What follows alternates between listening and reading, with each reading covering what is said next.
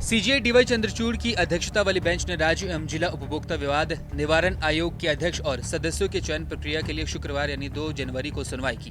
Bench ने आयोग के अध्यक्ष और सदस्य के लिए हाईकोर्ट और जिला कोर्ट के रिटायर्ड जजों को रिटन टेस्ट और इंटरव्यू से गुजरने पर ऐतराज जताया। सीजेआई ने केंद्र सरकार की ओर से पेश हुए सॉलिसिटर जनरल तुषार मेहता से अनुरोध किया कि वे कंज्यूमर अफेयर्स मिनिस्ट्री को फैसले के प्रभाव का मूल्यांकन करे, रिटायर्ड जजों के लिए एग्जाम की जरूरत और इसमें छूट देने के लिए आवेदन दायर करने के लिए कहे।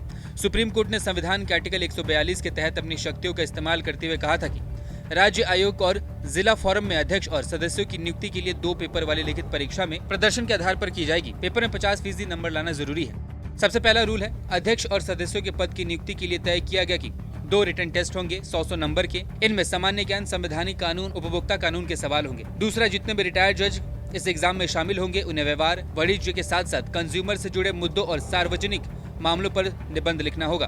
तीसरा, साथ ही केस स्टडी भी लिखना होगा जिसमें जजों को अपनी विश्लेषण क्षमता और क्षमताओं के बारे में बताना होगा। चौथा, सुप्रीम कोर्ट ने यह भी कहा कि दोनों रिटन टेस्ट को पास करने के लिए कम से कम 50% नंबर लाना जरूरी है। इंटरव्यू 50 नंबर का रहेगा। कुल मार्किंग 250 नंबर से की जाएगी।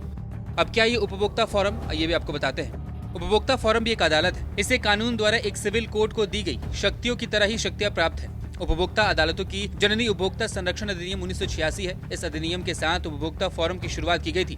उपभोक्ता का मतलब ग्राहक होता है।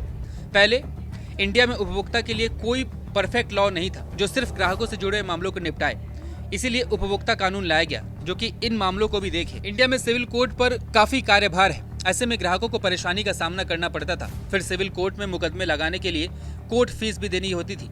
इसी तरह ग्राहकों को दुगनी मार पड़ती थी। एक तरफ वह ठगे जाते थे और दूसरी तरफ उन्हें रुपए खर्च करके अदालत में न्याय के लिए गुहार लगानी पड़ती थी।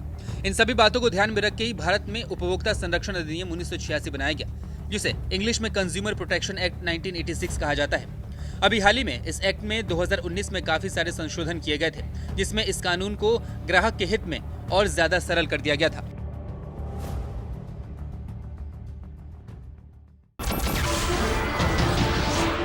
नमस्कार, मैं हूं मानक गुप्ता। अगर आपको हमारा ये वीडियो पसंद आया हो तो इसे लाइक और शेयर जरूर करें और हाँ, हमें सब्सक्राइब और फॉलो करना ना भूलें ताकि आप देश और दुनिया की कोई खबर मिस ना करें। तो जुड़े रहिए हमारे साथ और देखते रहिए न्यूज़ 24।